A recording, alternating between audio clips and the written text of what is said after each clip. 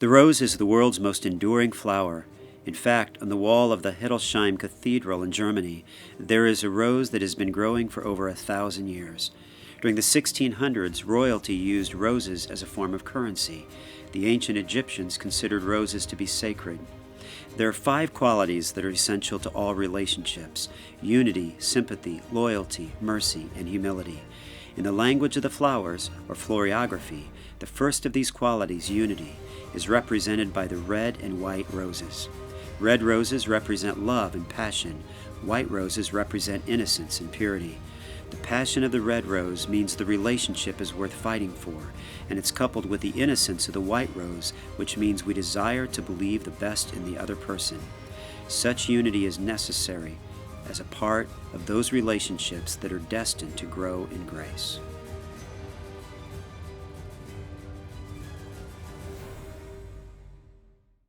Welcome to this study on how we can strengthen our relationships by growing in grace. We're going to start by looking at 5 key words that help us in this understanding. In fact, we find those in 1 Peter chapter 3, verse 8. There we read, "Finally, all of you have unity of mind, sympathy, brotherly love, a tender heart, and a humble mind." Here are the 5 words we'll look at over our next few sessions together. They are the idea that we should exercise unity, sympathy, loyalty, mercy, and humility. And we're going to start with unity today. Unity means to give deliberate consideration to what the other person is thinking, seeking agreement. Now that deliberate consideration is going to have 2 elements to it. In fact, in your reading, you may have noticed it talked about a teachable attitude and a transparent spirit. Let me talk about the teachable attitude first. When someone talks to you, you're going to need to learn to listen well. One of our challenges in communication is we very rarely listen to understand. We usually listen to respond. We shut off what the person is saying once we think we know what we're going to say. I want to encourage you to learn to listen well. We'll talk about that in a moment. The other thing you're going to need to do is to speak what you're thinking. The University of Arizona study found that most people speak around 16,000 words a day. That's a lot of words. We're usually speaking more than we're thinking. In fact, Roy Bennett captured it this way: the greatest problem with communication is that we don't listen to understand, we listen to reply. When we listen with curiosity, we don't listen with the intent to reply. We listen for what's behind the words. Just listen to Proverbs 18:15. An intelligent heart acquires knowledge, and the ear of the wise seeks knowledge. What that means is that we'll need to listen more than you speak. Your attention should be given to acquiring what someone is saying, seeking to understand what they're saying. Proverbs 18:2 gives another reminder. Listen, a fool takes no pleasure in understanding, but only in expressing his opinion.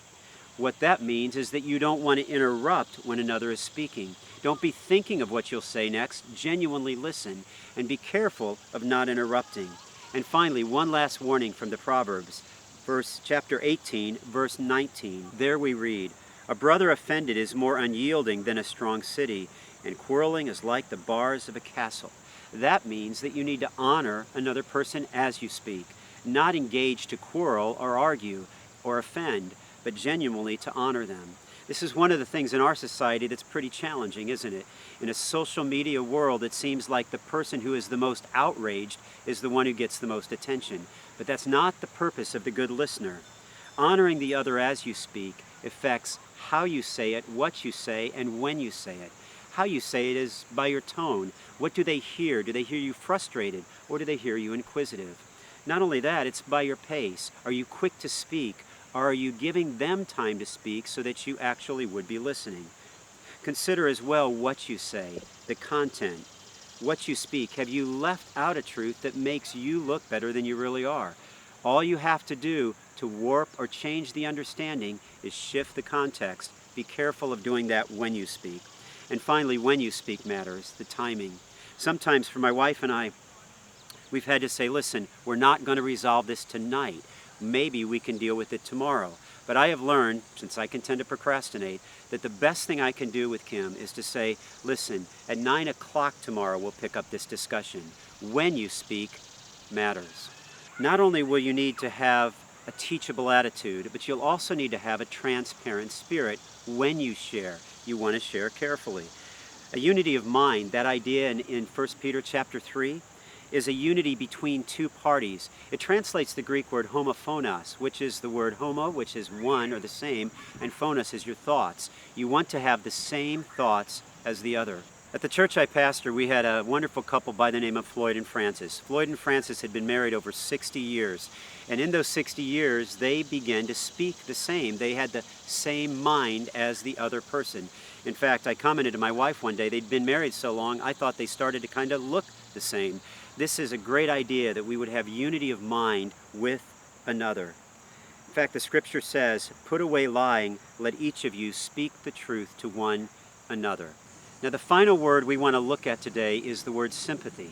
And to do that, we're going to turn to the book of Job. And the reason for that is, you may remember, Job faced great suffering. And he had friends who came and gave advice, but they only gave sympathy in the opening chapter. From there on, they gave advice. In fact, we can define sympathy in this way. Sympathy means to walk with others through painful circumstances so that they're not alone with their burdens. Here's 3 quick lessons from Job's friends when they did it right. I'll pick up the reading at Job chapter 2, verse 11. Now when Job's 3 friends heard of all this evil that had come upon him, they came each from his own place. They made an appointment together to come to show him sympathy and comfort him. And when they saw him from a distance, they did not recognize him. And they raised their voices and wept. And they tore their robes and sprinkled dust on their heads toward heaven. And they sat with him on the ground 7 days and 7 nights, and no one spoke a word to him, for they saw that his suffering was great. There's 3 things we learned from Job's friends that they did right. The first thing you want to do is prioritize another's pain over your agenda. That's how you show sympathy. These were wealthy businessmen. They traveled a great distance, but they stopped everything they were doing, they stopped their agendas, and they prioritized Job's pain over their agenda. That's the first way that we begin to show sympathy. We walk through painful circumstances with them. The second thing they did was that you want to acknowledge their pain, don't downplay it. There's a little play on words in the story in Job where we catch that. It's found in the verb lifted up. It occurs twice in the verse. They lifted up their eyes and saw him, and then they lifted up their voices and wept. They saw Job's condition and they responded to Job's condition. That's a great reminder for us. When someone is struggling and you need to show them sympathy, acknowledge their pain, don't downplay their pain. Don't tell them they'll get over it. Let them know that you're walking with them through the difficulty. The third thing that they got right, and that you and I need to do, is you want to listen well. It may be more beneficial than the advice that you've given. In the biblical record, when a comforter came to see someone, it was customary to not speak until the person in pain spoke first. Job's friends did that in Job chapter 2. They didn't even speak. They sat with Job for 7 days. They listened well, and that's often more important and beneficial than the advice that is given. Well, we're going to take a break and go to your small groups now. This is a great reminder. Unity and sympathy are first 2 key words in strengthening our relationships. I'll be back with you in just a moment.